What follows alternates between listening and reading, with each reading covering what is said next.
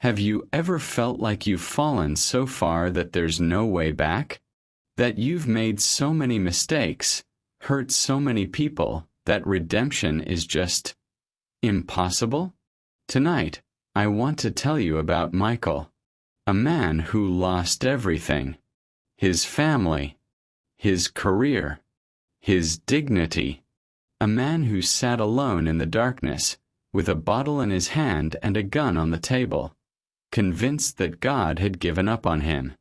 But what Michael didn't know was that God was closer than he'd ever been. This is a story about falling, about hitting rock bottom. But more importantly, it's a story about being found when you thought you were lost forever. Let me take you back to where it all began. Michael Roberts was 38 years old when his world collapsed. But the collapse didn't happen overnight. It never does it? It was slow, gradual, like a building with cracks in the foundation that no one notices, until everything comes crashing down. 10 years earlier, Michael had it all. A beautiful wife named Sarah. 2 kids. Emma, 7 years old, with her mother's smile, and Jacob, just 5, who looked up to his dad like he was a superhero. Michael had a good job as a construction supervisor. They had a house in the suburbs. Sunday barbecues. Little league games. Normal life. But Michael carried something inside him. Something heavy. Something he never talked about. His father had been an alcoholic. A violent one. Michael grew up watching his mother try to hide the bruises. He remembered being 8 years old, hiding in the closet while his father raged through the house. He remembered promising himself, "I'll never be like him. Never." But trauma has a way of following us, doesn't it? Like a shadow we can't shake. Michael started drinking socially in his 20s. Just beers with the guys after work. Nothing serious. But after his father died when Michael was 30, something shifted. The drinks became more frequent. 1 beer became 3. 3 became 6. Sarah noticed. "Honey, maybe you should slow down," she'd say gently. And Michael would snap back, "I'm fine. I'm not like him. I'm in control." Control. That's what Michael told himself every single day. That he was different. That he could stop whenever he wanted. But he couldn't. By the time Michael was 35, he was drinking every night. He'd come home from work, kiss Sarah on the cheek like everything was normal, and head straight to the garage. His secret stash. He'd sit there for hours drinking alone, telling himself it was just to unwind. The kids stopped asking him to play. They could sense something was wrong. Emma would peek into the garage and see her dad sitting in the dark, staring at nothing. Jacob stopped showing him his drawings from school. Sarah tried everything. She begged him to get help. She cried. She threatened to leave. But Michael was a master at making promises he couldn't keep. "I'll stop tomorrow," he'd say. "I promise. This is the last time." Tomorrow never came. The bottom fell out on a Tuesday night in March. Michael had been fired that morning. Showed up to work drunk. Again. His boss, a man who'd given him 3 chances already, finally said, "I can't do this anymore, Mike. I'm sorry." Michael didn't go home. He couldn't face Sarah. Instead, he drove to a bar on the east side of town. A dark place where nobody knew his name and nobody asked questions. He sat on that torn leather stool and drank until the bartender cut him off at midnight. Then he got in his car. Michael doesn't remember much about the drive home. The police report says he was going 70 in a 35. He ran a red light at the intersection of Oak and Main. The other car didn't stand a chance. The driver was a 62-year-old woman named Margaret Chen, a grandmother. She was coming home from her daughter's house, where she'd been babysitting her granddaughter. Margaret survived. Broken ribs, shattered femur, traumatic brain injury. She'd spend 6 months in rehabilitation learning to walk again. Michael walked away with a cut on his forehead. When the officer put the handcuffs on him, Michael threw up on the side of the road. Not from the alcohol, from the realization of what he'd done. That was the moment Michael's life truly ended. Michael spent 6 months in county jail awaiting trial. Sarah came to visit once. Only once. She sat across from him in that cold visiting room, with the scratched plexiglass between them, and she cried. Not loud, dramatic sobs. Just quiet tears that broke Michael's heart more than any words could. "Emma asked about you yesterday," Sarah said, her voice barely a whisper. "She wanted to know when you're coming home." Michael couldn't look at her. "What did you tell her?" "I told her the truth. That Daddy made some very bad choices and now he has to face the consequences." "I filed for divorce, Michael. The papers will be ready next week." Michael wanted to beg her to stay, to give him another chance. But what right did he have? He'd destroyed everything. He'd nearly killed someone. His kids were better off without him. "I understand," was all he said. Sarah stood up to leave. She paused at the door, turned back one last time. "I prayed for you for years, Michael. I prayed that God would help you, that you'd get better. But you didn't want help. You wanted the bottle more than you wanted us." Then she was gone. Michael pled guilty. DUI with serious bodily injury.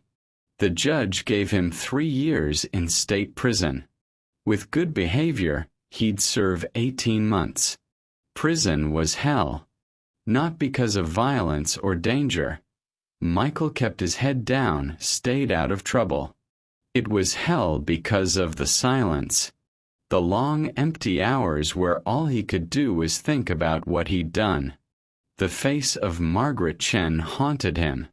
He'd seen her picture in the newspaper during the trial. A kind face.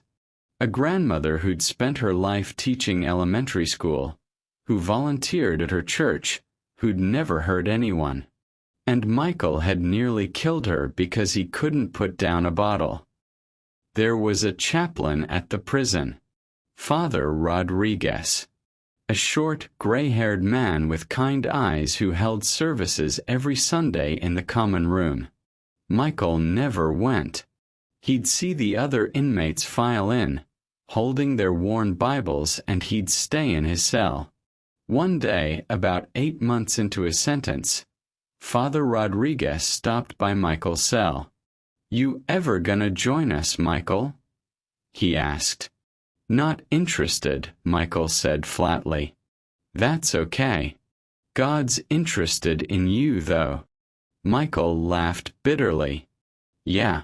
Where was God when I was destroying my life? Where was he when I got behind that wheel and nearly killed someone?" Father Rodriguez didn't flinch. He was right there with you, weeping. "You think you're the only person who's ever made terrible mistakes?" The chaplain continued. "You think you're too far gone for grace? Let me tell you something, son. I've been doing this for 30 years. I've met murderers, rapists, men who've done unspeakable things. And you know what? God's grace is big enough for all of them, including you. I don't deserve grace, Michael said. None of us do. That's what makes it grace. Father Rodriguez left a Bible on the small shelf outside Michael's cell, just in case you change your mind. Michael didn't touch that Bible for 3 weeks. It sat there gathering dust, a silent witness to his refusal. But late one night, unable to sleep, tormented by memories and guilt, Michael finally picked it up. He didn't know where to start, so he just opened it randomly. Psalm 40. I waited patiently for the Lord. He turned to me and heard my cry. He lifted me out of the slimy pit, out of the mud and mire. He set my feet on a rock and gave me a firm place to stand. Michael read those words over and over. Out of the slimy pit. That's exactly where he was. That's exactly what his life had become. A pit of his own making. But could God really lift him out? After everything? Michael started going to Father Rodriguez's services. At first, he sat in the back, arms crossed, skeptical. But something was happening. Slowly, quietly, like ice melting in spring. The other men shared their stories, their failures, their regrets. And then they shared how they'd found hope. Not cheap, easy hope, but real hope. The kind that comes from knowing you're loved despite your worst moments. One man, a former gang member named Carlos, said something that hit Michael like a lightning bolt. I used to think I had to clean myself up before I could come to God. Like I had to be good enough first. But that's not how it works, man. You come to God broken. You come to Him in pieces. And He puts you back together. That's what He does. Michael was released after 18 months. January 15th. He walked out of that prison with a plastic bag containing his belongings and $200 in gate money. He had nowhere to go. Sarah had moved with the kids to another state. His mother had passed away while he was inside.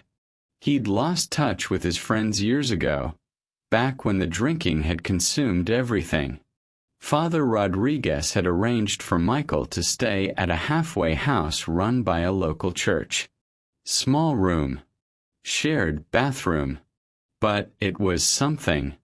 Michael got a job washing dishes at a diner. Minimum wage. 10-hour shifts. His hands cracked and bled from the hot water and harsh soap. But he showed up every day. It was all he had. The cravings were brutal. Every single day, Michael walked past liquor stores on his way to work. Every single day, that voice in his head whispered, "Just one drink. You've been through so much. You deserve it. Just one." He attended AA meetings at the church. 90 meetings in 90 days like they recommended.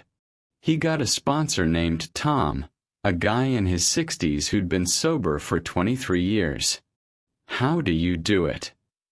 Michael asked him one night after a meeting. How do you fight the cravings? Tom smiled.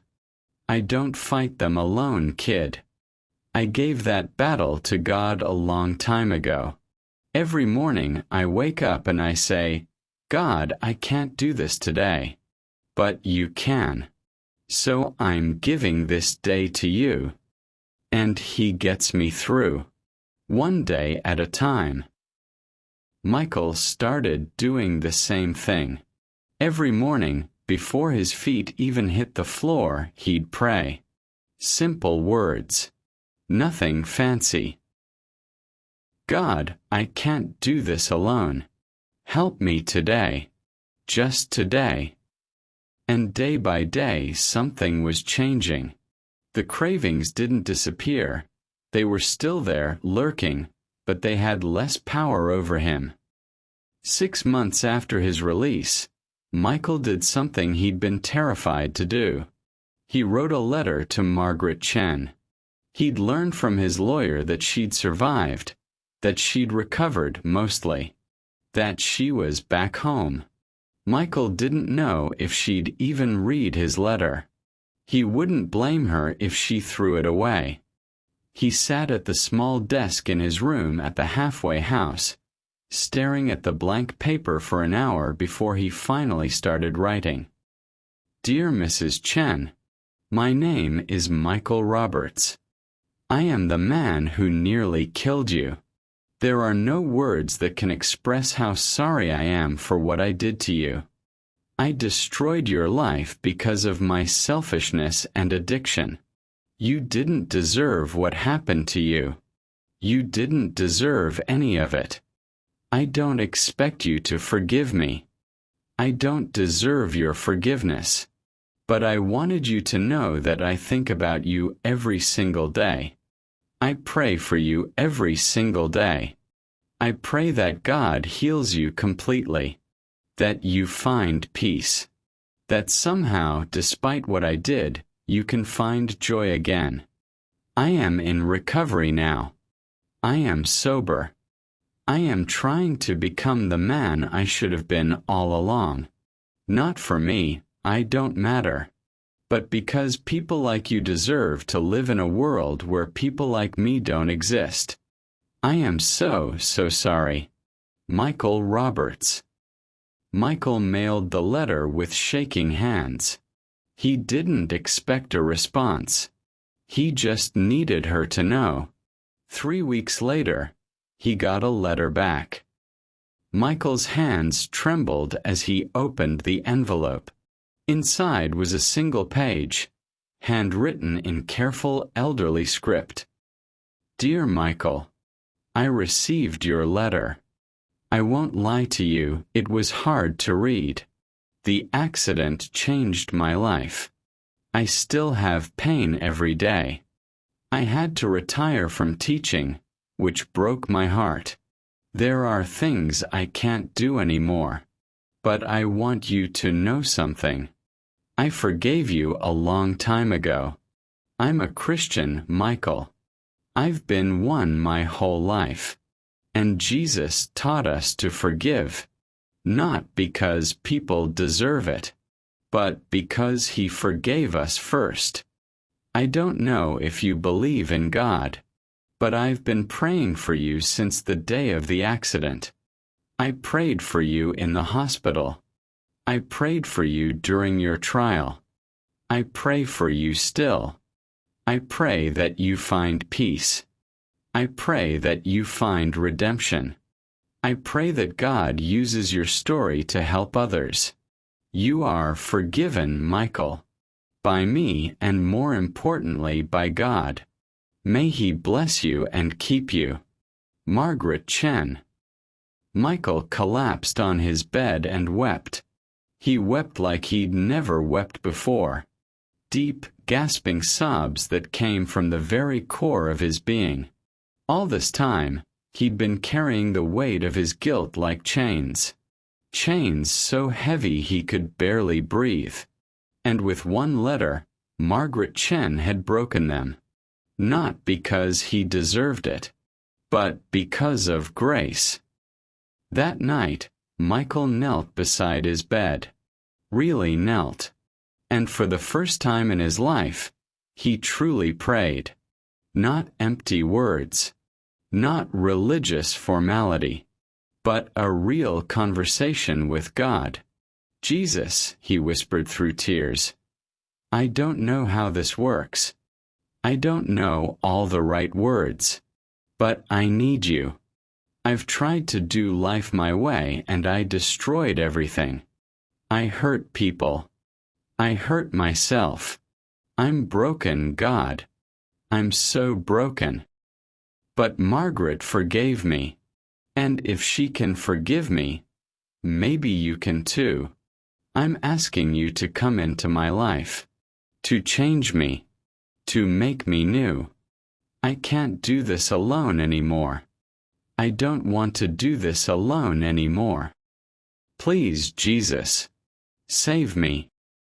And in that moment, in that small room in a halfway house, with tears streaming down his face, Michael felt something he'd never felt before. Peace. Not happiness. Not euphoria. Just peace. A deep, unexplainable peace that seemed to fill every broken part of him. God had heard him. And God had answered. That was 4 years ago. Today, Michael is 43 years old. He's been sober for 4 years, 3 months and 16 days.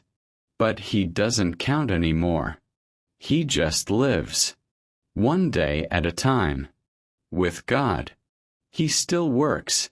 He's a supervisor now at a construction company, ironically.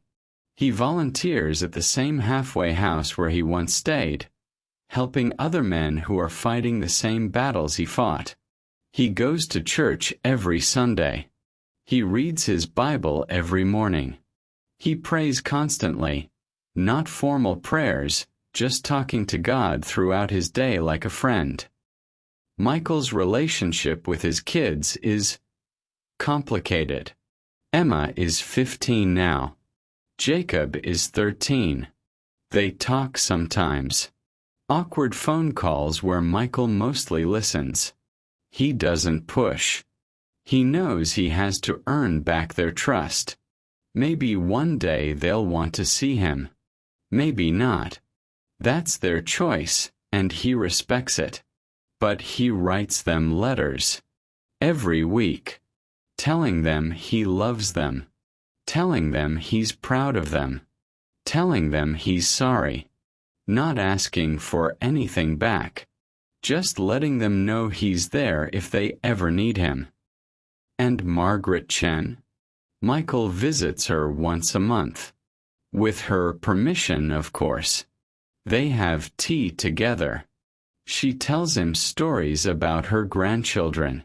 He helps her with yard work she can't do anymore because of her injuries. It's strange, beautiful relationship.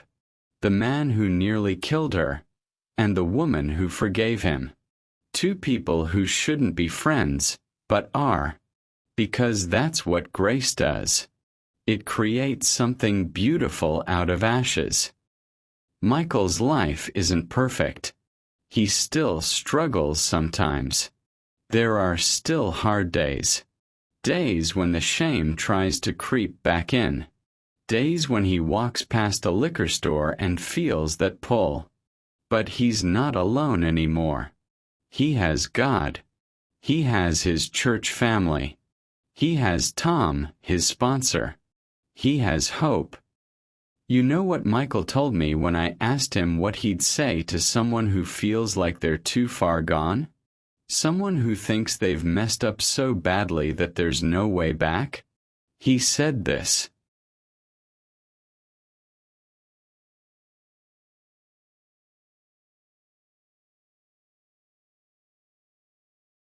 I nearly killed someone because I was drunk. I destroyed my family. I lost everything that mattered. I sat in a prison cell convinced I was worthless, that I was beyond saving, that God could never love someone like me. But I was wrong. God doesn't wait for you to clean yourself up. He doesn't wait for you to be good enough. He meets you in the pit. In the darkness, in the mess. And he says, I love you. Right here. Right now. Exactly as you are. You're not too far gone. You're never too far gone. Not for God. Maybe you're listening to this tonight and you feel like Michael felt. Lost. Broken. Beyond repair. Maybe you've hurt people. Maybe you've hurt yourself. Maybe you're carrying guilt and shame that feels too heavy to bear. I want you to know something. God is closer than you think. He's not waiting for you to get your act together. He's not keeping a list of all your failures. He's not disgusted by you. He's reaching out to you. Right now. In this moment. All you have to do is reach back. You don't need fancy words. You don't need to understand theology. You just need to be honest. God, I need you.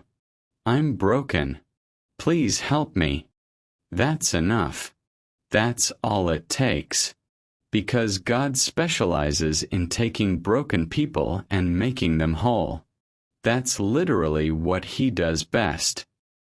Michael's story didn't end in that prison cell. It didn't end with that accident. It didn't end with his failures. His story is still being written. And God is the author. And maybe, just maybe, God wants to write a new story for you too. All you have to do is let Him.